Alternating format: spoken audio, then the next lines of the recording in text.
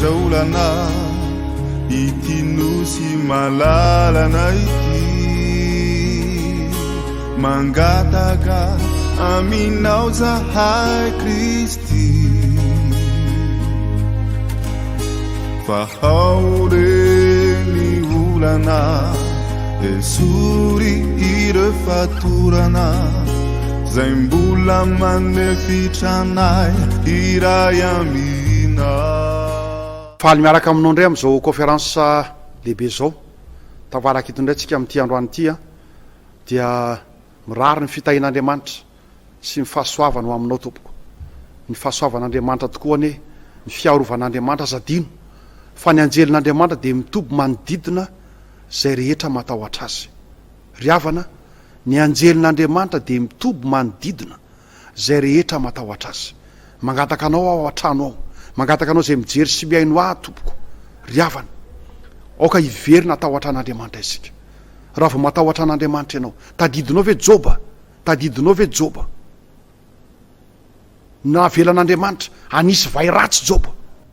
Navelan'Andriamanitra anisy vai ratsy any Joba Satana. Navelan'Andriamanitra anara-po an'izay tiany atao Satana. Fosy Andriamanitra ny ainy ihany tsy hanananao fahefana. Ny ainy. Ka zao ninninona ho ataon'ny Satana eto ambonin'ity tany ity? Ninninona zavatra misy sy miseho eto ambonin'ity tany ity? Ny olon'Andriamanitra tahaka ny Joba, ny olona matahotra an'Andriamanitra, ny olona eo amin'Andriamanitra, manan'Andriamanitra ho vato lampy fiarovana sy fialofana, dia tsy aisa atahorana. Ko mangataka anao ary havana amin'ity androany ity, matahorana Andriamanitra ka ome voninahitra izy. Fa rehefa matahotra an'Andriamanitra sy manome voninahitra azy ianao, ary aza miakohaka intsony amin'ny zavatra hafa, aza mivavaka na amin'inona intsony afa tsy amin'Andriamanitra irery any. Fa raha izany no ataontsika, tsy manan-kery amintsika hatramin'ny fahafatesana azy, tsy manan-kery. Ary raha sanatrika ho faty azy ny olona anankiray, zay olon'Andriamanitra ao amin'ny topo dia hitsangana amin'ny maty ane izy. Koa aza manahy mahereza, oka zay kelikely hery hika hoe mahery ao amin'Andriamanitra, fa hitahanao manokana io Andriamanitra ivavahantsika io. Mialohan'ny fandarana androany dia ny lohateny androany dia zao: ery mifanandrina, ery mifanandrina. Azadino fa misy ery mifanandrina eto ambonin'ity tany ity. Raha vao lavy ny olombelona, lavy ny olombelona, dia tonga Andriamanitra niresaka tamin'izy mivady. Ary rehefa tapitra ny resaka sy ny zavatra vokatry ny fahotana nyresan'Andriamanitra sy ny zavatra hitranga, dia ozy izy ny taranakao sy ny taranany ifanjevo, ifanandrina. Ny taranakao ozy izy ifanandrina amin'ny taranany. Ary ianao anoritoro ny ombelona tongony, fa izy anoritoro lohanao. Mizara roa ny olombelona eto ambonin'ity tany ity, isy taranak'Andriamanitra. Isy olona be dia be hiverina amin'Andriamanitra, ary isy olona hikiry biby ohatra ny Kaina, anaraka ny Satana, ary dia ho levona raha tsy mibebaka, ho levona ho very mandrakizay raha tsy mibebaka. Koa manasanao misy an'izany fifanandrinana zany eto ambonin'ity tany ity, dia zao ny marina sy ny diso, Jesosy sy ny dragona, ny masina sy ny tsy masina, ny maloto sy ny madio. Misy an'izany, fa adinontsika ko averiko indray, avelao eo ampanarana zao conférence zay atrehanao zao, dia zao avelao any ny anaram-piangonantsika rehetrarehetra, avelao any ny etikety, avelao any ny couleur atsika rehetrarehetra. Fa samy mpanota isika, mitovy amin'le jola teo amin'ny hazo fijaliana atsika rehetrarehetra. Samy jola tsika io, samy mpanota, fa le jola anankiray mahafantatra an' Jesosy Kristy, mino an' Jesosy Kristy, ny bebaka sy netoraka taminy, afaka izy ho voavonjy izy. Fa le jola anankiray dia zao miavonavona, mieboebo, mirehare loatra, ary manao an'Andriamanitra tsy mahafantatra an' Kristy. Maty tao anatin'ny fahotana, tao anatin'ny fijaliana, ary tsy vitany maty fa ho very mandrakizay. Ko mangataka anao izara roa ihany tsika io. Rehefa ho avy any amin'ny raha olo-lanitra tokoa Jesosy ry havany, dia nanambary izy, isy ny vary, isy ny tsiparifary, isy ny ondry, dia isy ny osy. Ondry ozy eo ankavanana, ary ny osy eo ankavia. Isy ny very, ary isy ny voavontsy. Ny conférence narahantsika maly dia Sodoma 7, hitovy amin'ny Sodoma tsika io. Isy olona vao Sodoma voavontsy, fa nisy very, tsisy idirany anaram-piangonana hoe zay zao, tsia. Fa na ianao voavontsy, na ianao very. na ianao anaraka an'Andriamanitra sy ny teniny sy ny didiny, anaraka an' Jesosy Kristy, na ianao anaraka an'izao tontolo zao, anaraka ny be sy ny maro, tandremo ry havana fa tsy demokraty Andriamanitra, tsy demokraty Andriamanitra. Malalaka sy migidana ozy izy ny lalana makany amin'ny fahaverezana, ka de maro ny makany, maro tery sy eto ozy ny lalana makany amin'ny fiainaka, de vitsy ny makany. Ka raha mety hatra amin'ny demokrasia anao zany hoe zay alehan'ny betsaka ny marina, tsia zay mino ny Andriamanitra ny marina, Jesosy Kristy no lalana sy fahamarinana ary fiainana. Zay mino azy na ray aza na roa na telo sisa na valo mianaka fotsiny ry havana, zay no izy. Ko manasanao amin'ity androany ity eo ampanarana zao conférence izao, esory ihany ny couleur atsika rehetrarehetra, fa ho iray ihany ane zay mino an'Andriamanitra, ho iray ihany ny zavatra ampitambatra ny olon'Andriamanitra ety ambony tany de tsinona akory fa Jesosy Kristy le Andriamanitra, io no ampiray atsika sy ny teniny zay ihany. Ary ny ampitambatra ny olona rehetrarehetra tsy manaraka an'Andriamanitra de zao tsy finoanan'Andriamanitra sy ny fandikanana ny teniny, fahotana zany, zay ihany. De isy ny fifanandrinana ny marina sy ny diso, ny marina sy ny diso, ary ny zanak'Andriamanitra sy ny tsy zanak'Andriamanitra. Vavaka ary tsika tompoko, misaotra anao zay Andriamanitra amin'izao androany izao, misaotra ny amin'ny fitantanana sy ny fitarianao, misaotra Andriamanitra fa manao zava-mahagaga ianao, ka ao anatin'izao fahoriana izao Andriamanitra misy an'ity conférence lehibe ty mandritra ny andro maromaro zay tonga eo amin'ny tokantrano renesina sy jerena Andriamanitra. Tompo malalo hitanay teto tamin'ny farany fa miaina ohatran'ny Sodoma sy Gomora ty planeta ity, pira lavitra aza no Sodoma sy Gomora, tsy ampy atsasaka ny fahotan'ny Sodoma hoy ianao ao amin'ny Ezekela 4:20 ny fahotana zao taranaka farany zao. Ka dia mampiomana anay ianao Andriamanitra, mampiomana anay tahaka nampiomananao ny Lota sy Abrahama, fa horava ity tany ity, horavana ity tany ity.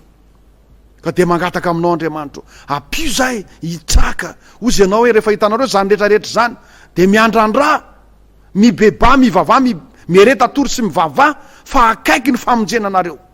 Ko mangataka aminao Andriamanitra mba harotsay reny fanamasina, harotsay Andriamanitra ny fahendrena sy ny fahazava-tsaina mba hirotsaka ty aminay amin'ty androany ity. Ka oka Andriamanitra ianao le nanome fanamasina lela ny mpianatra 20 fa izay tamin'ny Pentecoste taraiky amin'ny 30 Andriamanitra, mba harotsay ny fanamasina ampiteny an'ity mpanomponao ty, fa mpanompo tsy mahasonga izay Andriamanitra, malotomolotra.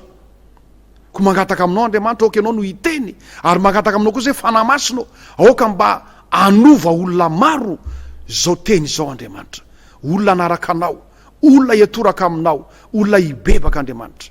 De misaotra Tompo, ary ho anao rery any ny dera sy ny laza hatramin'ny taloka mandrakizay, fa meo anay Andriamanitra ny etaeta, tsy etaeta andrano nefa na etaeta kanina, fa etaeta andreny teninao, akato ny teninao, hitandrina ny teninao Andriamanitra. Misaotra Tompo, amen.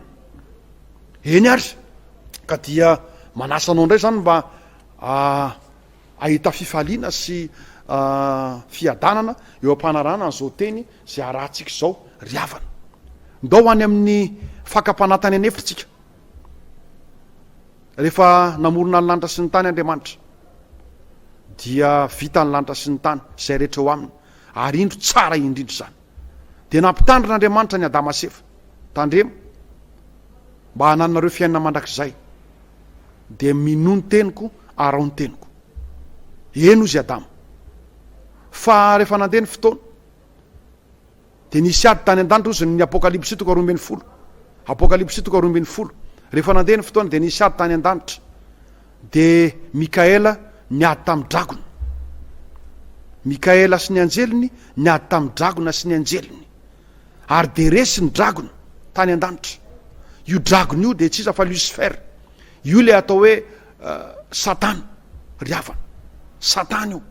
Ary zany Lucifer zany tamin'ny voalohany kerobima io, anjely kerobima, tsy nanana ota tamin'ny voalohany, fa asa zay nahazo an'ity Lucifer ty mpitarika ny anjely ty tany an-danitra ity, fa nivadika sy niodina tamin'Andriamanitra izy. Ary de iny fa mifanandrina mihitsy, ny ray ampatelo ny anjely de lasa nyty devoly ty, ny roa ampatelo tsisy, nitoetra tamin'andriamanitra de raikitra niady tany an-danitra. Manasanao mba hanaraka zany toko sy andiny zany vetivety ao amin'ny apokalipsy toko 12 ary ny andiny fahafito de zao ny voalasa. Ary nisy ady tany an-danitra Mikaela sy ny anjeliny niady tam'le dragona, ary le dragona mba amin'ny anjeliny kosa de niady, nefa tsy naharesy sady tsy nisy fitoerana ho azy tsony tany an-danitra. Zany ny andohan'ny Satana, Lucifer ny anarany. Naniry ny hitovy amin'Andriamanitra Lucifer, naniry ny ho Andriamanitra, naniry ny hipetraka eo amin'ny seza fiandrianan'Andriamanitra, kanefa de voary no arian'Andriamanitra Lucifer, kerobima anjely. Ary de zany fitsiritana zany ny andohan'ny faharatsiana tao amin'ny Satana, fitsiritana ao amin'ny didy folon'Andriamanitra za mitsiritra fananan'olona sy mitsiritra vadin'olona ianao, fa zany ny deparany faharatsiana, fahalavon'ny anjely, zany ny deparany fahotana riavana, fitsiritana. Voalaza ny Isaia 4:12 moa zany, zany deparany fahotana zany. Ndao vakitsika kely vetivety Isaia 4:12. Riavana misy Satana ngeto ambonin'ity tany ity, misy Satana. Ao amin'ny Isaia 4:12.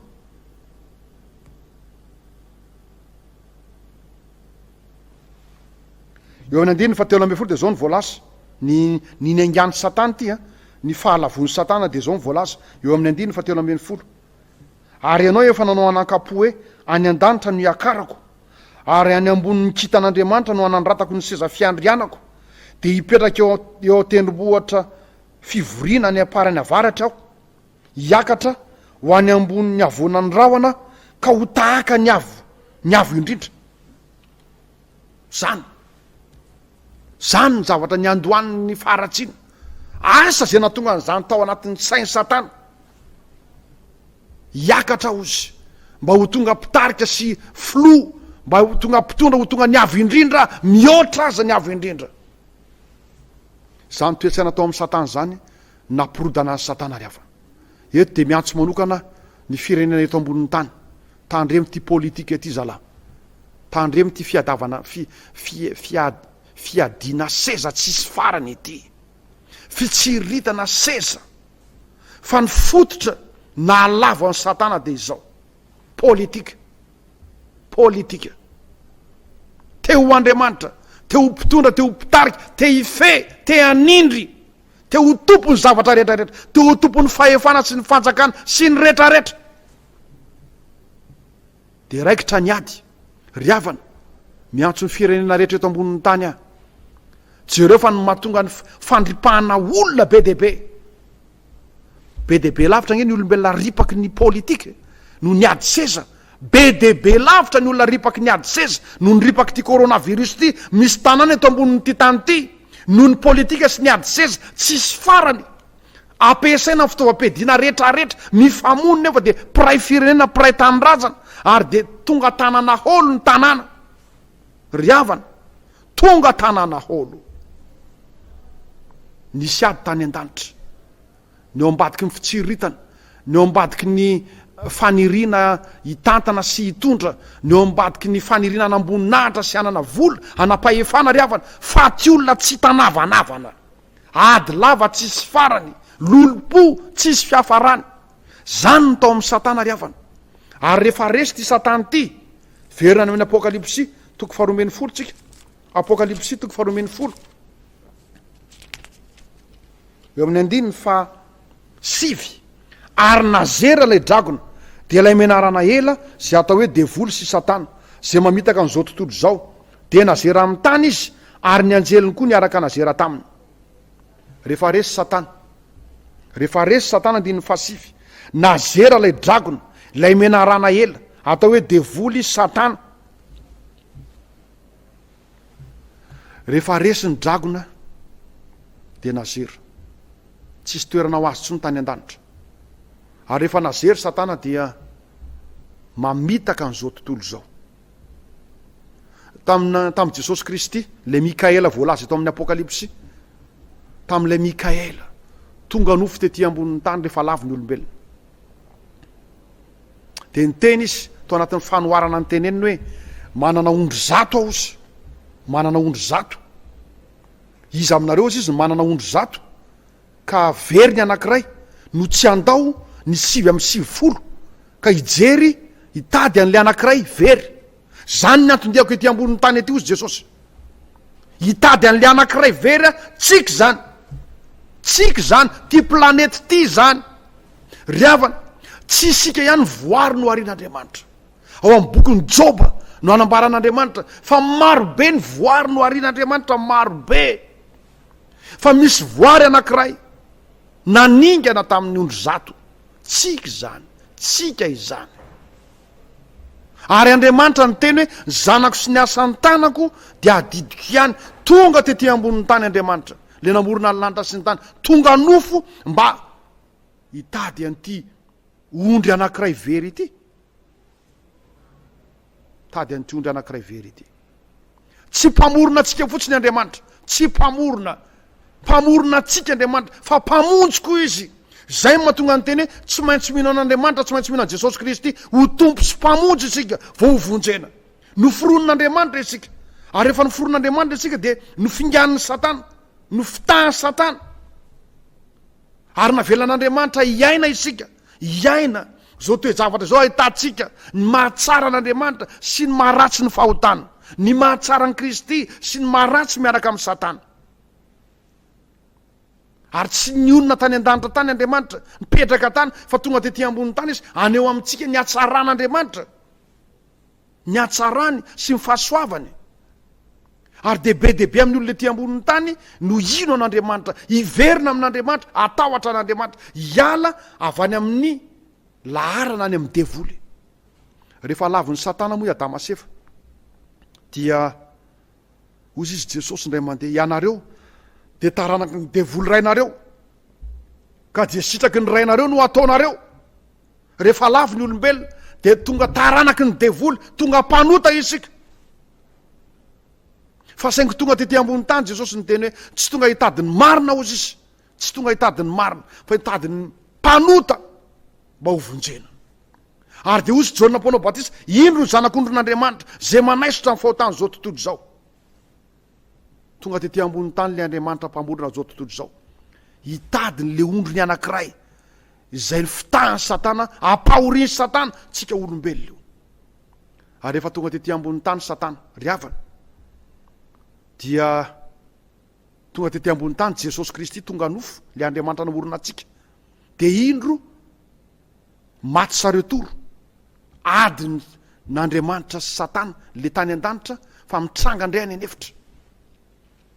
Tranga ny anefitra, maty sareo toro zany. Ary ndao jerevantsika kely ny resaka tany anefitra ny fanaovana Jesosy Kristy, Mikaela zany sy Satana. Ary amin'ny alalan'izany no ao anatin'izany no misy nyty loha hevitra androany ty ero mifanandrina. Ao amin'ny Matio 4 andininy voalohany sy ny manaraka, vakitsika aminaran'i Jesosy. Matio 4 andiny voalohany sy ny manaraka. Ary Jesosy nentin'ny fananaka any anefitra mba alainy devoly fanahy, ary nifadianana 70 andro sy 70 alina izy, ka no ny afaka zany de noana. De nanantona mpaka fanaka nanao taminy hoe raha zanak'Andriamanitra ianao de teneny tonga mofo reto vato reto.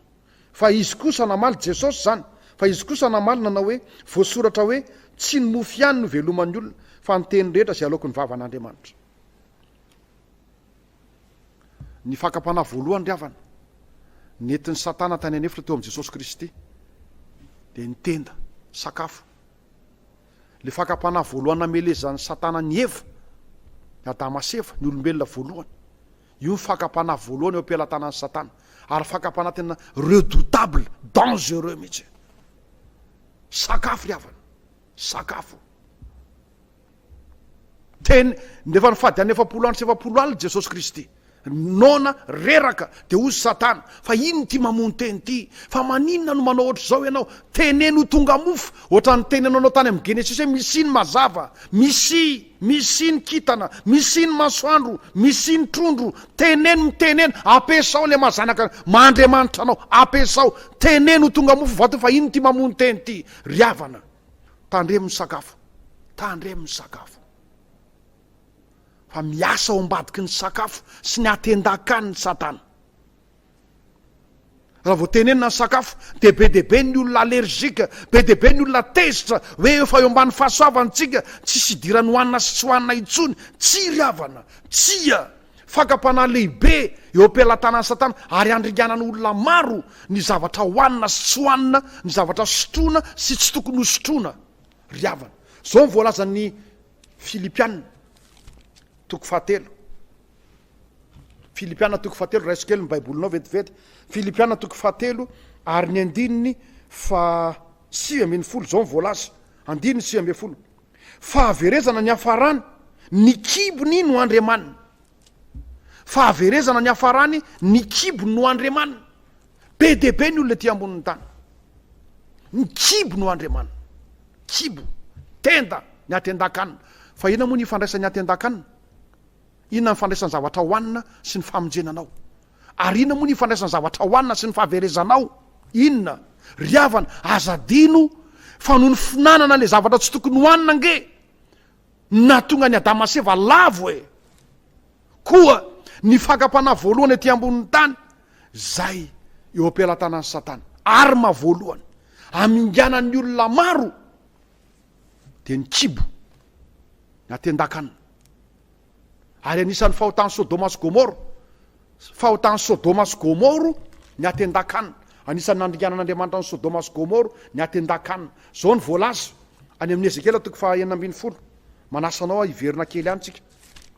Anisan'ny rehefa mitanisan'ireo fahotana nandravanan'ny Sodoma sy Gomoro ny baiboly.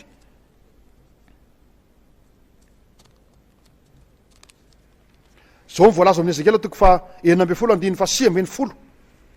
Anisan'ny fahotana nandravanan'ny Sodoma ny atendakanina. Ezekela 9:10 andiny 6:10. Indro zao ny eliko Sodoma ravavinao, avinavina sy fahabetsahakanina ary fahatokiam-pona ny tao aminy sy tao amin'ny zanany vavy, ary tsy mba nitatana ny malahelo sy ny mahantra izy, ny avinavina izy ka nanao fahavetavetana teo anatrehako, ary noho nahita an'izany aho de nanaisotra azy. Indro zao ny eliko Sodoma sy Gomoro izy ny baiboly, avinavina, atendakanina sy fahavetavetana sy fanimpotsampy. Ka zao miditra avy eo mivava le coronavirus, miditra eo mivava, mampitandrina manokan'Andriamanitra am'izao tsika miteny zao. Mirongatra loatra ny fisotroana, ny fahamamona, mirongatra loatra ryavana am'izao tsika miteny zao. Nge misy olona mihinana olona am'izao tsika miteny zao de hoanina daholo ny rehetrarehetra, reo zavatra rehetra manimba sy mamotika ny ty vatatsika ty, hoanina daholo. Mirongatra zao ny fifohana rongony, mirongatra fitsindromana sy ny sisa, be dehibe ny zavatra alefan'ny satana anatin'ny vatatsika io, manapotika sy manimba atsika. Ryavana, fakapana voalohany etin'ny satana ety ambonin'ny tany, ny atendakanina. Ary zao ampifandraisina ato amin'ny Ezekela, tendakanina ny olona ary tsy mijery ny mahantra, miavinavina izy tsy mba mitatana ny mahantra, mangataka atsika rehetrarehetra ao anatin'izao coronavirus izao. Ndo mba hifampitsinjo isika. Zay le tenin'ny tantara voalohany ane toko fa 7:7.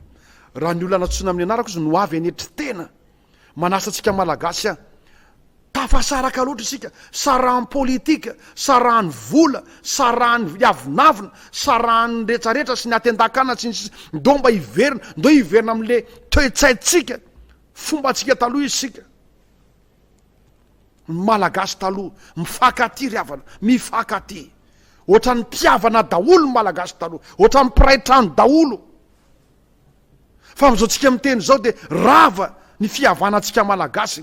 Le hoe aloha veritsika alakalam-bola toy zay veritsika alakalam-pihavanana, ryavana tokony hiverina zany, ndo averina izany. Ko ndo hifampitsinjo tsika, mangataka atsika rehetrarehetra zay no ambinin'Andriamanitra sy ny tain'Andriamanitra. Jereo ny sahirana, jereo ny marary, jereo ny tsy manan-katao, jereo ny ory, ndo hifampijery isika. Okizay ny fifanenjehana. Ary tandremo ny atendakanina, tandremo fitiavana hanina, fitiavana seza, fitiavana voninahitra, fitiavana laza, okizay fa ny fampanarana-po io tend io no ataon'ny satana ry havana. Ka zao ao amin'ny Korintiana voalohany toko 10. Korintiana voalohany toko 10.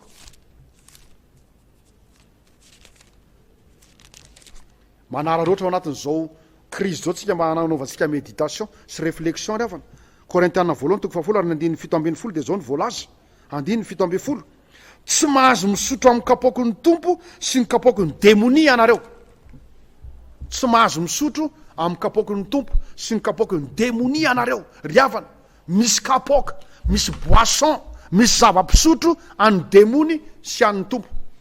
Na tiatsika na tsy tiatsika. Misy boisson, misy zava-pisotro an'ny demony sy an'ny tompo. Samy hafa. Tsy mahazo misotro amin'ny kapoky ny demony sy ny kapoky ny tompo ianareo. Mangataka atsika malagasy.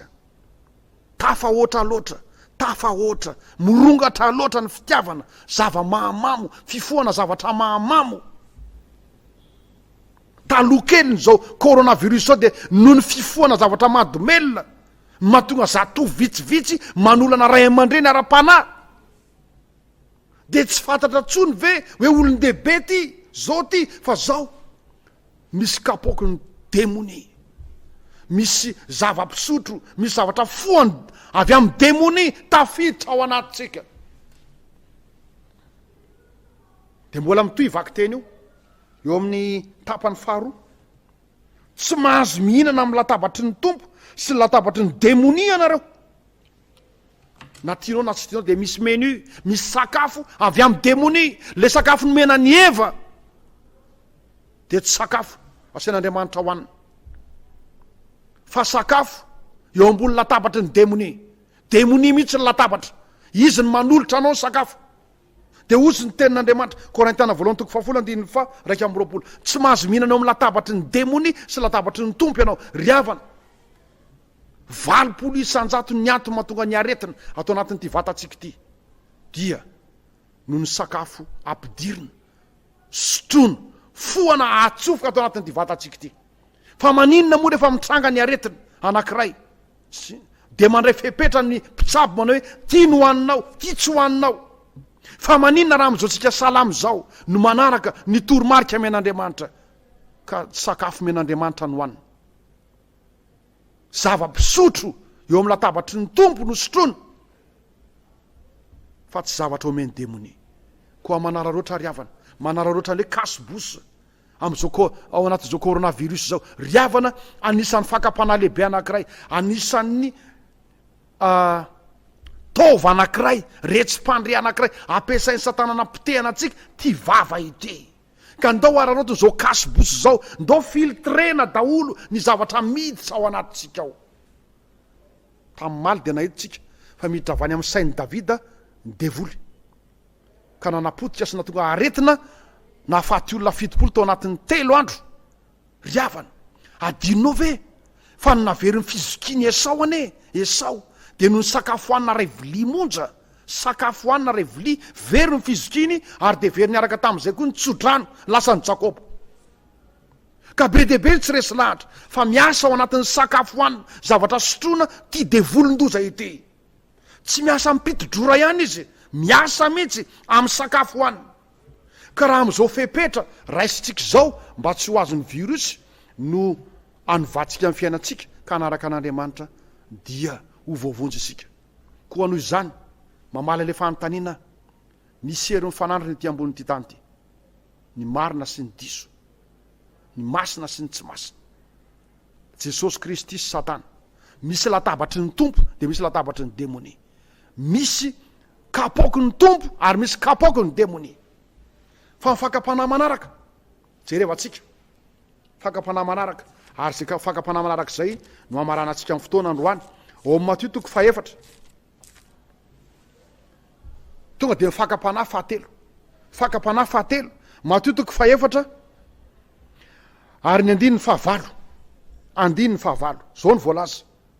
Ary ny devoly nitondra azy indray nakany an-drano tendrombohitra avy de avo, ka naneo azy ny fanjakana rehetra am'izao tontolo zao mba mivoninany.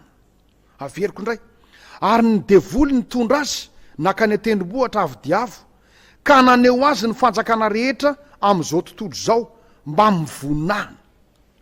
Zany ny fakapanafatelo etiny Satana politika netiny Jesosy eny amin'ny tendrombohatra avy diavo dia nampahitany Satana ny Jesosy avokoa ny fitondram-panjakana ny voninahitra rehefa mitondra fanjakana, rehefa mitondra firenena, rehefa mitondra n'izao tontolo zao. Nampahitany Satana ny Jesosy ny voninahitra rehetrarehetra amin'izany hoe fitantanana sy fitondrana sy fitarihana fanjakana izany firenena vahoaka. Nampahitany Satana an Jesosy zany rehetrarehetra zao tontolo zao mihitsy. Ry havana, tia ny fakapana fahatelo zay tena manaikitra amin'izao fotoana zao eto amin'ity planeta Terre ity, ny fitondrana fahefana, ny fahazahoana fanjakana ka mangataka anao tandremo fa misy fakapana lehibe anankiray zay mandrodana sy mamodika mandripaka mihitsy amin'izao fotoana izao, mandripaka lavitra mihitsy noho ny coronavirus de ny politika izany. Zay fakapana etiny Satana. Ary zao ny fakapana rehefa nampahitana an Jesosy ny voninahitra rehetra eto amboniny ity tany ity atao anatin'ny 10 minitra zany no hitondratsika an'ity sy amaranantsika zao fotoana izao. Matio 4:4 rehefa avy nampahitana an Jesosy zany ny fanjakana rehetra teto amboniny ity tany ity de ozy ny 5 de nanao tamin'i Jesosy hoe zao rehetra zao de omeko anao raha mekoaka eto anatrehako ianao. Averiko indray, zao rehetra zao de omeko anao raha mekoaka eto anatrehako ianao. Ry havana, zao ny fakapana fahatelo morongatra amin'izao fotoana zao ary mamely ny planeta misy atsika de te hitondra n'izao rehetrarehetra zao, te azo amin'izao rehetrarehetra zao, te hanana ny zavatra rehetra eto amin'izao rehetrarehetra zao. Nampahitany Satana, ampahitany Satana an'ny olona rehetrarehetra milendalenda sy tena mitsiriritra ny volamena eto ambonin'ity tany ity, ny volafotsy eto ambonin'ity tany ity, ny seza fiandrianana eto ambonin'ity tany ity, ny fahefana rehefa mahazo fahefana eto ambonin'ity tany ity, rehefa mitondra eto ambonin'ity tany ity. Nampahitana an Jesosy zany de izao, mekoaka eto anatrehako ianao de omeko anao zany, mekoaka eto anatrehako ianao de omeko anao zany. Zany ny fakapana loza amin'natamba amin'izao tsika miteny zao. Akoatran'ny fahotany Sodoma sy Gomoro de izao fiankohofana amin'ny Satana, fanompo-tsampy, tsy fiankohofana amin'Andriamanitra fa fiankohofana amin'ny Satana. Zay le pacte ry havana, pacte amin'izao andro farany zao. Be de be amin'ny olona tsy maharitra fa te hitondra, te hitatana, te hitarika ety ambonin'ny tany no mekoaka eo amin'ny Satana, manompo-sampy, mivavaka tsy amin'Andriamanitra fa amin'ny zavatra hafa de omeny zao rehetrarehetra zao.